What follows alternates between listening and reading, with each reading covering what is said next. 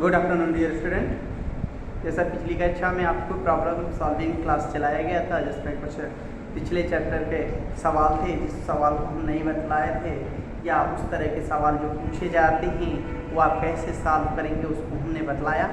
अब हम शुरुआत करते हैं जहाँ हमने लेक्चर ख़त्म किया था, वो है आवर्त तत्वों का वर्गीकरण हम चला रहे थे। वर्गीकरण में हमने आपको प्राउड की परिकल्पना, डोबराइनेट का अतिरिक्त सिद्धांत, ड्यूमास की सजाती श्रेणी, फिर आपको लोथर मेयर बकर न्यूलैंड का अष्टक सिद्धांत के बाद मेंडलीव की मूल आवर्त सारणी भी बतलाई। मेंडलीव की मूल आवर्त सारणी में आपको बताया था कि यह 8 समूहों तथा 12 क्षैतिज पंक्तियों में बांटा गया है। क्षैतिज पंक्तियों को श्रेणियाँ कहते हैं। और उसमें कुछ दोष में भी हमने बतलाया था कि मेंडलीव की मूल आवर्त सारणी के दोष क्या थे, लाभ क्या थे। फिर हमने शुरुआत किया था मेंडलीव की संशोधित आवर्त सारणी, जो मोजले द्वारा प्रतिपादित आधुनिक आवर्त नियम पर आधारित है। मोजले ने क्या कहा था? तत्वों का भौतिक तथा रासायनिक गुण उनके परमाणु क्रमांकों के आवर्ती फलन होते हैं, अर्थात तत्वों को यदि परमाणु क्रमांक के बढ़ते हुए क्रम में रखा जाए तो एक निश्चित अंतराल बाद उनके भौतिक तथा रासायनिक गुणधर्मों की पुनरावृत्ति होगी। इसमें हमने या फिर आगे आपको बतलाया मेंडलीव की जो संशोधित आवर्त सारणी है, जिसको मेंडलीव की आधुनिक आवर्त सारणी कहा जाता है, इसमें 8 की बजाय कितने हो गए? 9 समूह हो गए। और उसमें पहला, दूसरा, तीसरा, चौथा, पांचवा, छठा, सातवां को दो वर्गों में बांटा गया है। जैसे कि हमने फर्स्ट को 2 में, सेकेंड को 2 में, थर्ड को भी 2 में, फोर्थ, फिफ्थ, सिक्स, सेवन को 2 में बांटा है, 8 को 3 खंडों में बांटा गया है और शून्य समूह को अकेले छोड़ा गया है। शून्य समूहों में को आपको मेंडलीव के मूल आवर्त सारणी में जगह नहीं दी गई थी, क्योंकि उस समय वो खोजा नहीं गया था। जब खोजा गया तो नए तत्वों को जगह नहीं देना भी मेंडलीव की मूल आवर्त सारणी का दोष था, लेकिन इसमें दे दिया गया। इसमें शून्य समूह में उन तत्वों को रखा गया जिनकी संयोजकताएं शून्य होती हैं, जो रासायनिक रूप से निष्क्रिय होते हैं। और फिर इस जो मेंडलीव की संशोधित आवर्त सारणी है, उसकी मुख्य विशेषताओं में बात किया गया था कि पार्टिकुलर समूह की एक निश्चित संयोजकता होती है। जैसे कि फर्स्ट समूह की संयोजकता 1 होगी, सेकंड की 2 होगी, थर्ड की 3 होगी, फोर्थ की 4 होगी, फिफ्थ की 5 होगी, ऐसे करके फिर 1 2 3 4 5 6 7 या 1 2 3 4 के बाद 3 2 1 ऐसे करके उनके क्या बांटे गए थे? संयोजकताओं का निर्धारण किया गया था हाइड्रोजन और ऑक्सीजन के सापेक्ष। ये भी आपकी किताबों में दिया गया है। इनके साथ ही साथ ये भी बताया गया था कि मेंडलीव की मूल आवर्त सारणी में 12 क्षैतिज पंक्तियां थी, लेकिन संशोधित आवर्त सारणी में भी कितनी क्षैतिज पंक्तियां थी? तो आपको बतलाया कि 10, 4, 5, 6, 7, 8, 9 और 10। एक को आपने फर्स्ट आवर्त दे दिया, इसको सेकेंड आवर्त बोल दिया, इसको थर्ड आवर्त बोल दिया, इसको और इसको मिला के आपने चौथा आवर्त बोल दिया, इसको और इसको मिला के आपने 5वां आवर्त बोल दिया, और इसको और इसको मिला के आपने 6वां आवर्त बता दिया, और इसको बताया था ये 7वां आवर्त था, जो कि अपूर्ण आवर्त था। ये भी बताया गया था कि इस आवर्त सारणी में पहले वाले आवर्त में 2 तत्व रखे गए हैं, दूसरे में 8, तीसरे में 8, चौथे और पांचवें में 18 तत्व। इसमें भी आपके कितने 18 तत्व, इनको मिला के चौथे आवर्त में 18 तत्व, इससे छठे और सातवें सीरीज को भी मिला के कितने तत्व? 18 तत्व।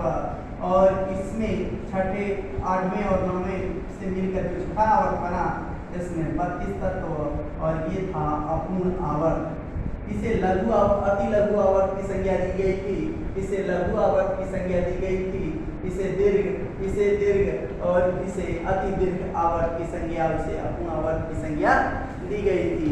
ये हमने आपको बताया। साथ ही साथ आपको बताया गया होगा कि बिना कारण बताए लेंथेनम के बाद के तत्वों को लेंथेनाइट श्रेणी में उतार दिया गया।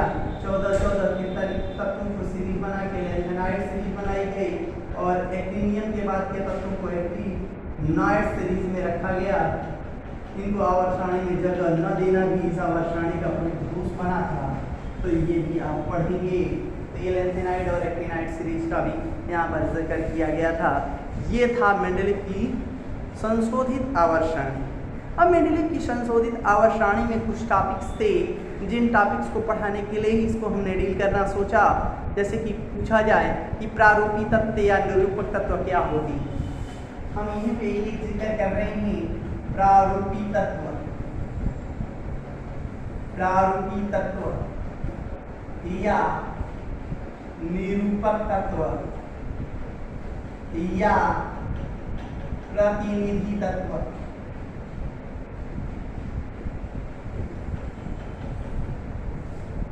इन्हें टिपिकल एलिमेंट बोला जाता है, टिपिकल एलिमेंट। तो तृतीय आवर्त के तत्वों को प्रारूपी तत्व या निरूपक तत्व या टिपिकल एलिमेंट कहा जाता है। प्रारूपी तत्व या निरूपक तत्व क्यों कहा जाता है? क्योंकि यह अपने आवर्त का या अपने समूह का आदर्श प्रतिनिधित्व करते हैं। कंडीशन में तीसरे आवर्त में कौन कौन से तत्व रखे गए हैं, तो आप पढ़ेंगे तो देख लेंगे, आपको मिलेगा क्या? सोडियम मिलेगा। फर्स्ट में आपको सोडियम मिलेगा, इसमें मैग्नीशियम मिलेगा, इसमें एल्युमिनियम मिलेगा, सिलिकॉन मिलेगा। इसमें आप सिलिकॉन के बाद आएंगे तो फास्फोरस मिलेगा। फास्फोरस के बाद चलें तो सल्फर मिलेगा। सल्फर के बाद क्लोरीन मिलेगा और आर्गन मिलेगा। तो इन 11 से लेकर 18 परमाणु क्रमांक तत्व तीसरे आवर्त में रखे गए और तीसरे आवर्त के तत्वों को ही क्या कहा गया? प्रारूपी तत्व या निरूपक तत्व। एक लाइन याद रखिएगा, तीसरे आवर्त के तत्वों को प्रारूपी तत्व या निरूपक तत्व कहते हैं, क्योंकि यह अपने समूह के तत्वों का आदर्श प्रतिनिधित्व करते हैं। अगला बात करते हैं नेक्स्ट टॉपिक की बात, वो है द्विकोणीय संबंध। क्या है? द्विकोणीय संबंध। बहुत इंपॉर्टेंट आएगा परीक्षा में। Diagonal relationship. द्विकोणीय संबंध क्या है? तो कहता है दूसरे आवर्त के कुछ तत्व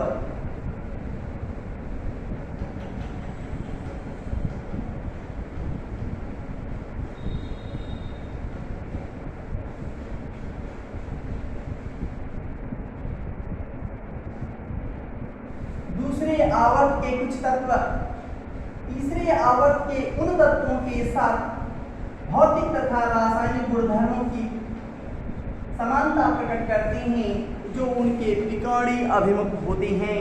तो दूसरे आवर्त के कुछ तत्व तीसरे आवर्त के उन तत्वों के साथ भौतिक तथा रासायनिक गुणधर्मों की समानता प्रकट करते हैं जो उनके त्रिकोण पे स्थित हैं। तो लिथियम का मैग्नीशियम के साथ, बेरिलियम का एल्युमिनियम के साथ, बोरान का सिलिकॉन के साथ, कार्बन का फास्फोरस के साथ कौन सा संबंध है? तो आप बोल देंगे सर त्रिकोणीय संबंध है। तो कैसे सर? तो लिथियम और इसमें ज्यादा पूछा जाने वाला इधर नहीं जाते, कुछ ही तत्वों की बात पे सही है, बाकी गलत हो जाएगा, लेकिन कुछ पे जो सही हुआ क्या है? तो लिथियम कार्बोनेट की बात आई। लिथियम कार्बोनेट की बात करें, मैग्नीशियम कार्बोनेट की बात करें, तो दोनों को गर्म करने पर लिथियम का ऑक्साइड बन जाता है, कार्बन डाइऑक्साइड बाहर निकल जाता है। इसमें मैग्नीशियम का ऑक्साइड बन जाता है, कार्बन डाइऑक्साइड बाहर निकल जाता है। इस कंडीशन में देखिए इसकी समानता मैग्नीशियम के साथ है, लेकिन सोडियम के साथ, सोडियम उसी के परिवार का सदस्य है ना, इनमें गुणधर्मों की समानता होनी चाहिए, लेकिन ऐसा कुछ नहीं है। सोडियम Na2CO3 को गर्म करते रहिए, विघटित नहीं होता है। क्या होता है? विघटित नहीं होता है। तो सोडियम कार्बोनेट को गर्म करने पर विघटित नहीं होता है, जबकि लिथियम कार्बोनेट मैग्नीशियम कार्बोनेट की भांति गर्म करने पर विघटित हो जाता है।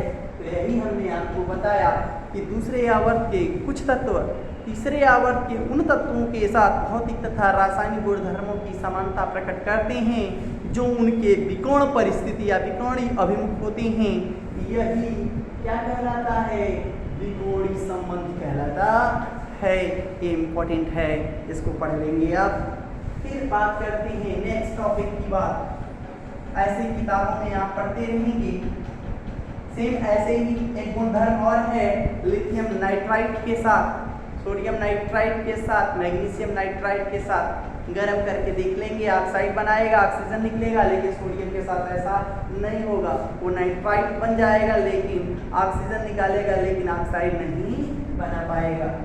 बात करते हैं नेक्स्ट सेतु तत्व क्या है।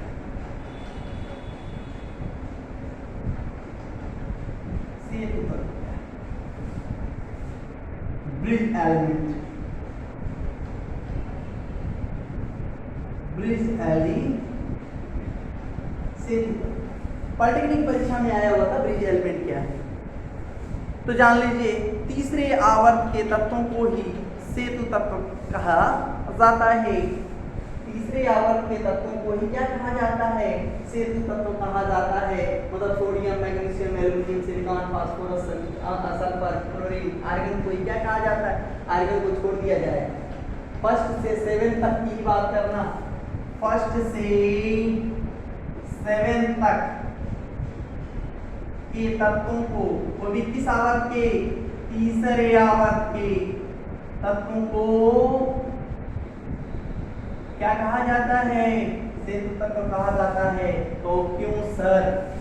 कंडीशन देखिए, हम आपको सेतु तत्व के बारे में भी बताने जा रहे हैं। अभी आपने देखा ऊपर से दो खंडों में बांटना है इसको। फर्स्ट को 2 खंडों में, सेकंड को भी 2 खंडों में। तो देखिए हाइड्रोजन, लिथियम, सोडियम, फिर इसके बाद लीना का रवि, कब से फराग, ये बनता है। और इधर आप आएंगे तो आपको क्या मिल जाएगा? 19 के बाद इसी वाले में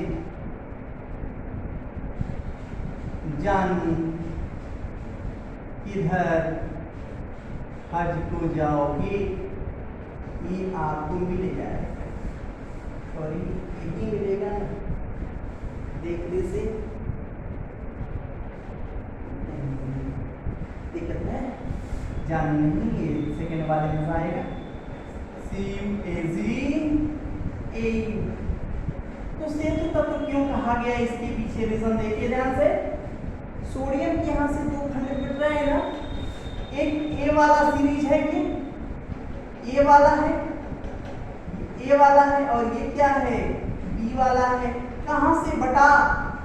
सोडियम के यहाँ से बटा। मैं फिर से लिख दे रहा हूँ, हाइड्रोजन, लिथियम, फिर सोडियम, फिर पोटेशियम, रुबिडियम, सीजियम, फ्रांसियम, फिर इधर चले गए तो क्या है? Copper, silver, gold. तो ये सोडियम ही एक ब्रिज का कार्य कर रहा है दोनों तरफ से के लिए ना, दोनों रास्तों को जोड़ने के लिए। तो इसीलिए इसका नाम क्या है? Bridge element. तो सर जी एक में नहीं समझा पाए, मैग्नीशियम के लिए समझाइए।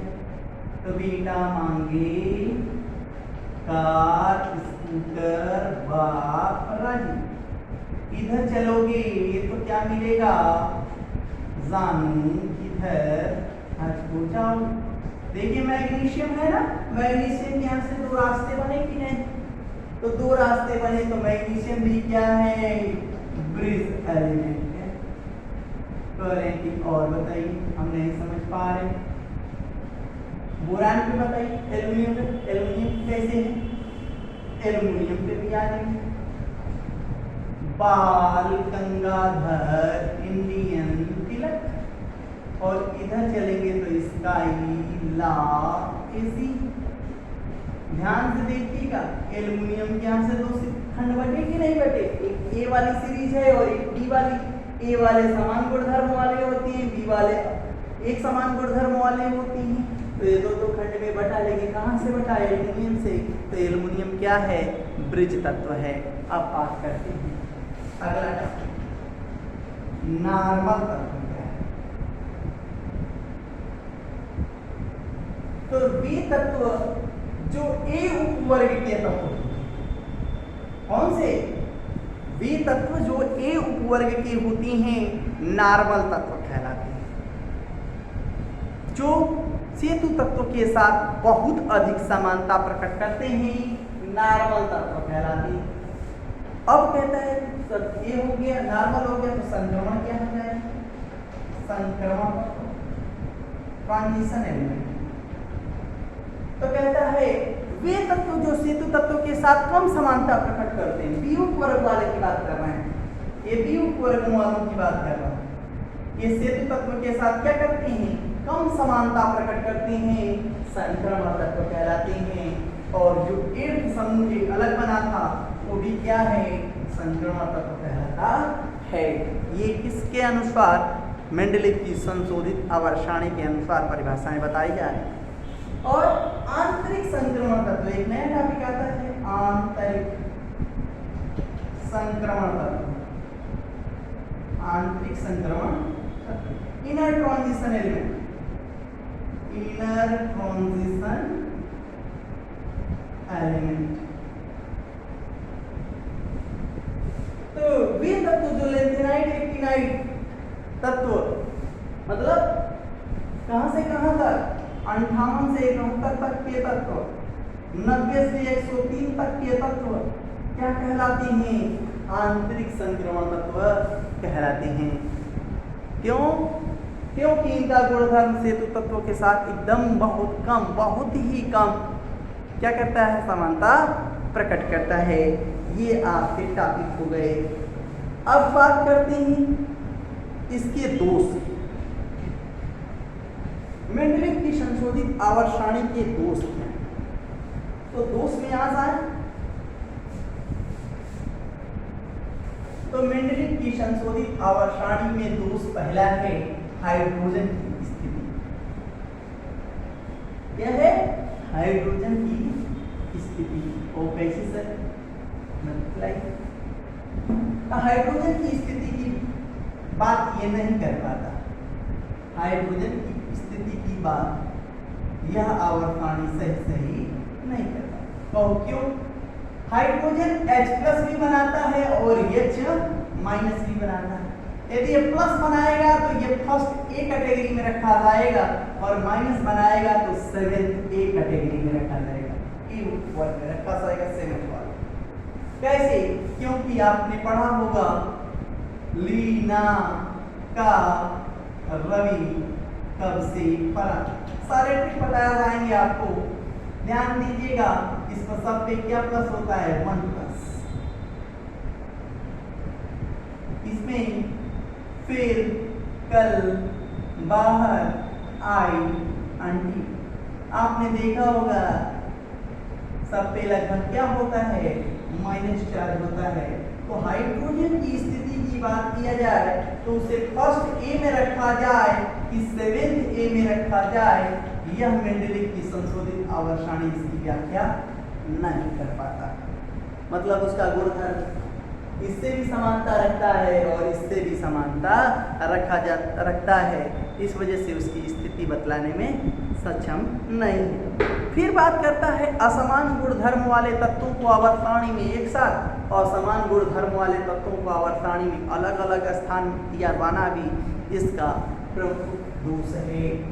तो दूसरा आपका कारण है हाइड्रोजन की स्थिति की जस्ट बाद।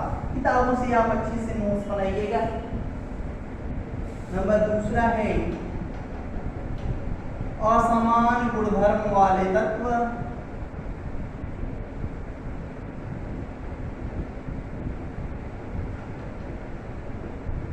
को एक साथ तथा समान गुणधर्म वाले तत्वों को अलग अलग रखना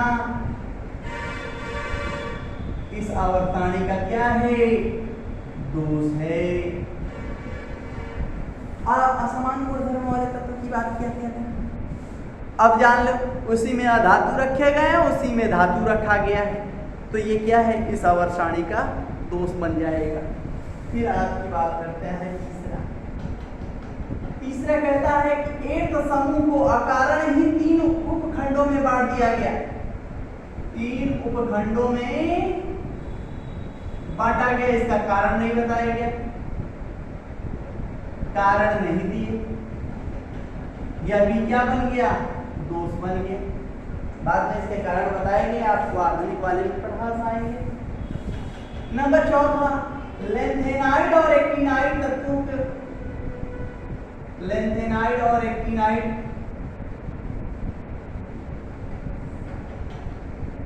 श्रेणी के तत्वों को आवर्त सारणी में स्थान न दिया जाना,